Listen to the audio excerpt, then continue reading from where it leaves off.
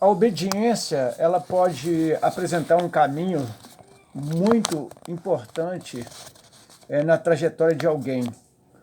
Ainda que a gente ouça muito sobre a desobediência civil e saber até o que significa, é interessante que, nesse caso, ser obediente aos valores pessoais, até mesmo da fé, pode se tornar uma desobediência às leis civis. Isso ocorreu com Gandhi, com Luther King, que se opuseram às leis na época para buscar um ideal de libertação.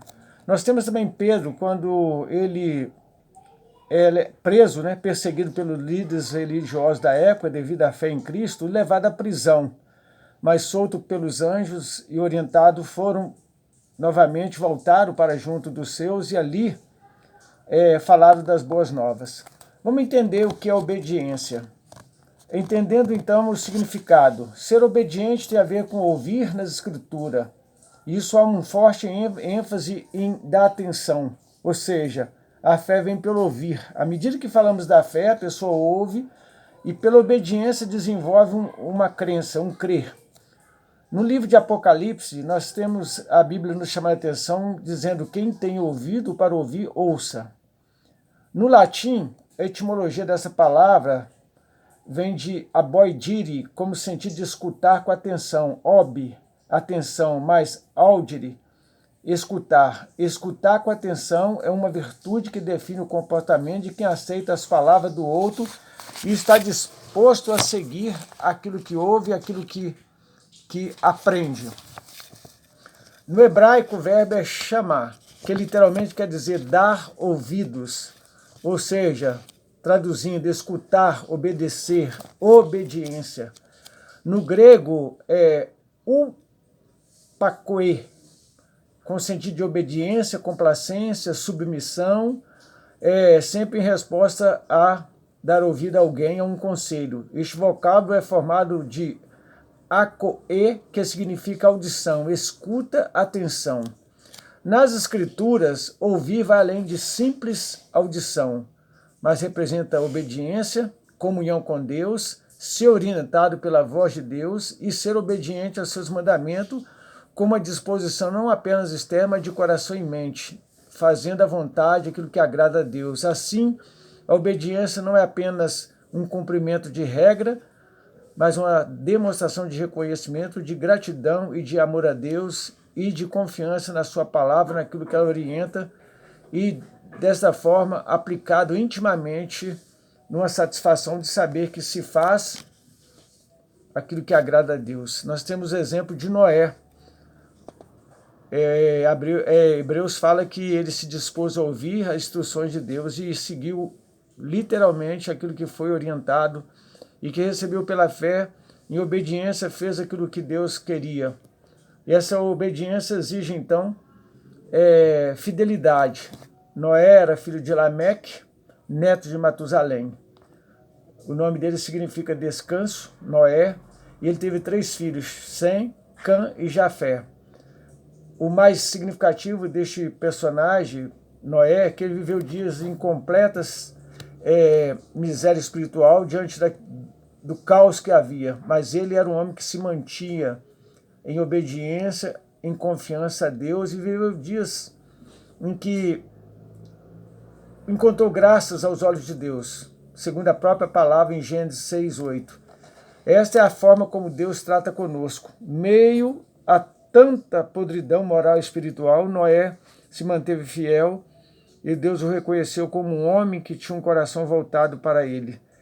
Noé era um homem justo e íntegro e andava com Deus. Ser justo não se limita a cumprir leis, regras externas, mecânicas, automáticas, mas no agir de acordo com princípios, valores que vêm de Deus, buscando sempre fazer aquilo que é justo e verdadeiro e que é agradável aos olhos de Deus. É muito importante termos discernimento em somos chamados por Deus para fazer aquilo que é agradável a Ele. E quando fazemos aquilo que é agradável a Deus, nós abençoamos vidas, outras vidas. A obediência exige decisão. Noé decidiu fazer diferença em meio à igualdade da desobediência. À igualdade da desobediência, ele se pôs contrário obediente. Não seguiu a manada, mas ele foi distinto em seu meio. Por isso, essa obediência o distinguiu de forma muito clara, porque ele estava ouvindo. Deus falou a Noé e ele ouviu. O soberano Senhor propôs, deu uma direção e ele aceitou a jornada obedecendo. O ato da obediência é um ato racional, intelectivo, consciente, resultado de um exercício da liberdade, de uma decisão, de uma escolha voluntária, diante daquilo que é proposto e não imposto. Deus não seria soberano, mas sim tirano se ele impusesse. Mas a relação de uma aliança, ela é propositalmente para que a pessoa reflita na sua decisão. Noé respondeu afirmativamente, tomando então a direção de Deus, e fez a sua parte ouvindo aquilo que Deus queria e também sendo alvo das críticas e ironia daqueles que o observavam, porque aquilo parecia um absurdo, construir uma arca mediante uma ordem de um Deus que aqueles homens de então não conheciam. Obedecer, seguir em frente, executar a tarefa com alegria de estar fazendo aquilo que realmente faz parte de Deus, de sua vontade, que nos desafia, que nos conclama em todo momento a estar sempre buscando a Deus para fazer aquilo que é certo. Então a construção da arca, mais do que uma obra monumental, ela tem um percurso, porque ali Noé estava se relacionando com Deus. É impressionante como nós temos que entender isso. A nossa chamada de fé, a nossa convocação, o transporte que Deus faz de nós das trevas para a sua luz, é para manter um relacionamento conosco. Não é simplesmente para ter uma expressividade religiosa. Não. Ele não tem carência nenhuma, ele é autossuficiente. Nós sim precisamos entender o que é relacionamento com Deus. Isso Noé teve. Obedecia e vivia com Deus, ele vivenciava aquilo que Deus lhe ordenara, e nessa experiência de obediência ele desfrutava da presença de Deus, ainda que criticado por todos. Então ele percebeu uma parceria, a presença do próprio Deus. Eu posso então lembrar de Jesus falando para os discípulos, dizendo a eles que eles teriam o Paráclito, o Consolador, que estaria com eles, um parceirão nessa longa e desafiadora caminhada rumo à eternidade. Então, se dispor a obedecer a Deus significa obediência total à palavra, aos ensinos que Deus deixou para todos aqueles que aprendem a amar a palavra. Isso só é por base de renúncia da nossa vontade, de uma maneira consciente, para que a gente faça a vontade de Deus. Jesus disse à mulher samaritana que o Pai está à procura de adoradores que o adorem em espírito e em verdade. E a pergunta que eu faço a você, você tem tido cuidado de adorar a Deus em espírito e em verdade? Reflita sobre isso. Você já ouviu falar em TOD? Transtorno desafiador opositor. É uma disposição do homem, numa rebeldia, que está sempre contra tudo e todos, e principalmente quanto àquilo que Deus está direcionando ao homem.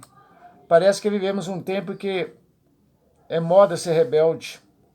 Parece que é chique viver quebrando regras, mudando aquilo que, por natureza, Deus ele agraciou os homens.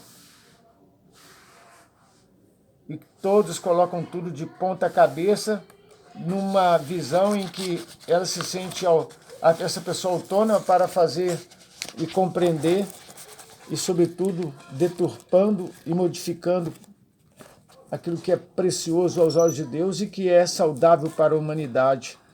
Contudo, a partir da experiência profunda com Deus, Noé aprende a obediência e a necessidade dela. E nessa aliança, nós podemos perceber Noé sempre ouvindo a voz, rendendo à vontade de Deus. Obedecer significa uma decisão para amar a Deus.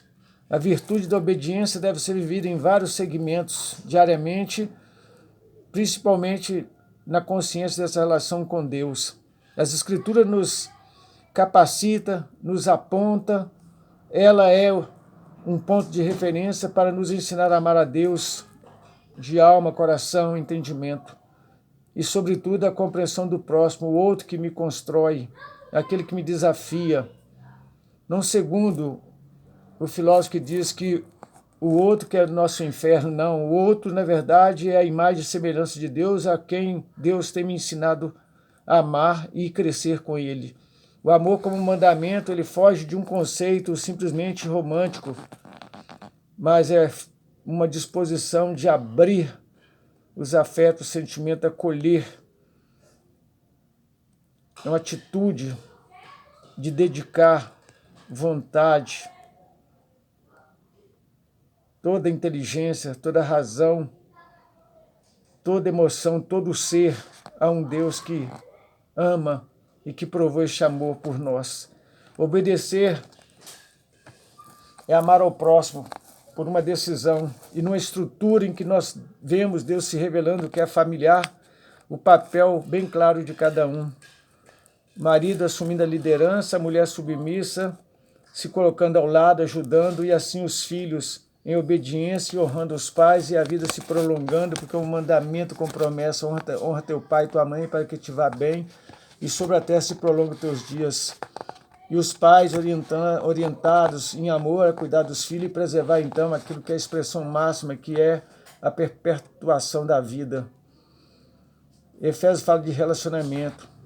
Deus e o seu povo.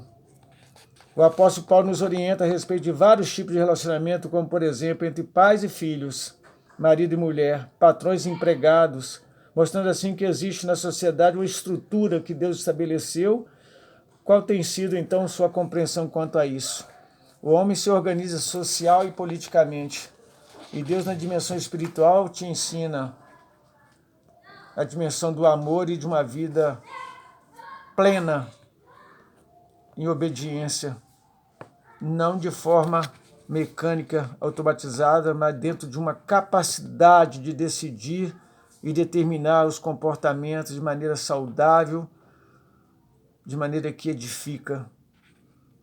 A chave para entendermos a palavra, entender que estamos em obediência, em compreensão do outro e do próprio entendimento de um Deus que nos resgatou por meio do seu Filho Jesus na cruz do Calvário, pagando o preço da nossa salvação com a morte do Filho dele, levando então nossa morte e nos dando a sua vida, entendendo que também uns com os outros, sujeitando uns aos outros do temor de Cristo, quando o princípio de submissão, ele é simbiótico, ele se aproxima, está associado à plena, boa, agradável e perfeita vontade de Deus, nós começamos a ter uma mente que teme ao Senhor e que nutre os nossos relacionamentos de maneira saudável.